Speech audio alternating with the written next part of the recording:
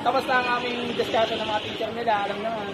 Break time na namin ngayon. Kasama natin ang ropa natin si Jaron Delome. Ay, pre! What's up, man? Kamusta?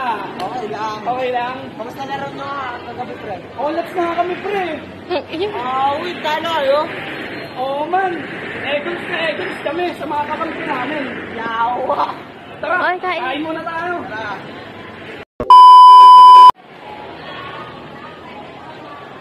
A few moments later. Mga repa, ito nakabili na kami ng aming kakainin. Kasi alam nyo na, nagugutom na rin kami.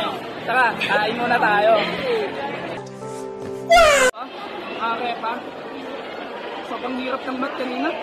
Paka-egon na. Yawa eh. Oo. Awit na yan. Ewan ko ba? Bakit olats tayo dyan sa mat na yan? Lutang boss. Yawa. Yan nyo. Mga repa, bawi tayo next time. Ha?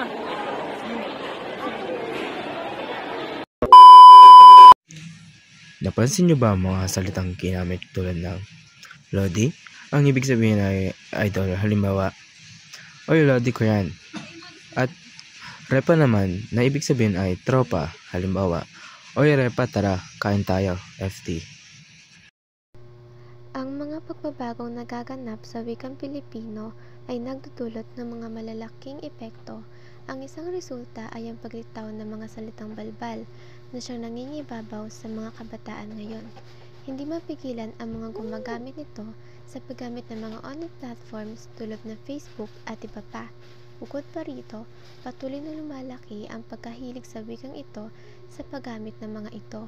Upang maunawaan at masuri ang mga salitang balbal na ginagamit ng mga kabataang Gen Z, ang wikang Pilipino ay partikular na apektado ng mga pagbabagong ito at nanganganib ang pagkatuto ng mga formal na wika ng mga kabataan sa mga kasanayang makro.